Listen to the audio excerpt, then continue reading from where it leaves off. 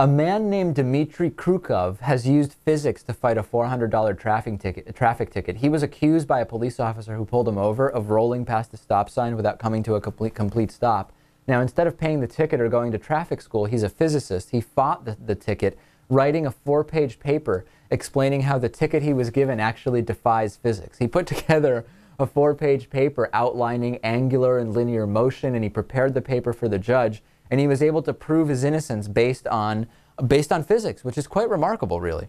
Yeah, I guess what the paper explained what the officer thought he saw, but the paper somehow proved that the officer did not actually witness what he thought he witnessed. Yeah, the argument was what the officer saw would be easily confused by the angle of speed of the hypothetical object that failed to stop at the stop sign, and therefore what the officer saw didn't properly reflect reality, which was completely different.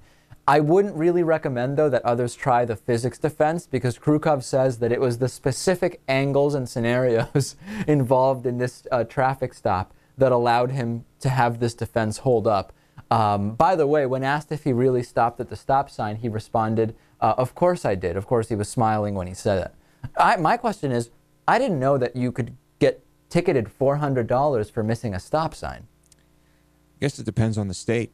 Yeah, it must. We talked a little while ago about a light in Oakland that brought in, with one of the cameras, that brought in a ridiculous amount of money a year. Yeah. And I think we determined that the ticket prices were just outrageous. A red light camera, yeah.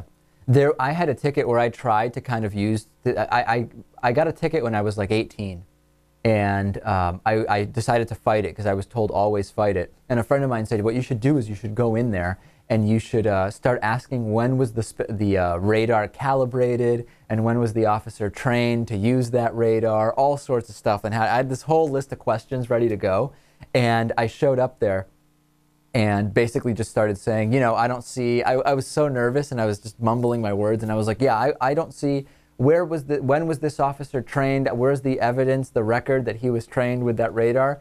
And they have a police officer in Massachusetts. It's often one officer who represents the state for all of those tickets for that day. And the guy just kind of said, trust me, this guy is qualified to use that piece of equipment. Now, had I known, and I just kind of didn't know what to say, and I said, oh, okay. And just out of pity, I think, they agreed to drop the ticket to the minimum speeding ticket fine, which at the time was like $50 or something. Had I known more, I would have said, since when is someone's word that they are qualified to do something valid from the point of view of the state? I think I would have handled it a little bit differently. But at the time, the guy said, trust me, I know this officer. He's trained to use that.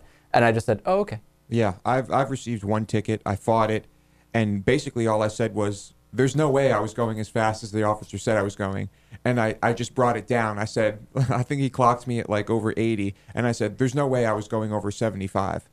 And so the judge was like, okay, I'll take your word that you were going 75. Or, they took, I don't know, like $150 off the ticket. Well, that's the thing. It's not, if it's not really worth their time to spend too much time on these things. The officers want to leave, etc. Yeah. You would think that a 4-page physics paper is probably going to do the trick.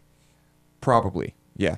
I guess they probably just didn't want to deal with it. And there you go. But next time you get a ticket, just state that you were going the speed limit and say it was impossible that they clocked you going at the speed they did. And who knows? They might just get rid of it altogether. On today's bonus show, we'll talk about a new mobile strip club truck that's going around San Francisco. We'll also talk about yet another state banning texting while driving. We'll talk to Lewis about whether he is good at texting while driving, etc.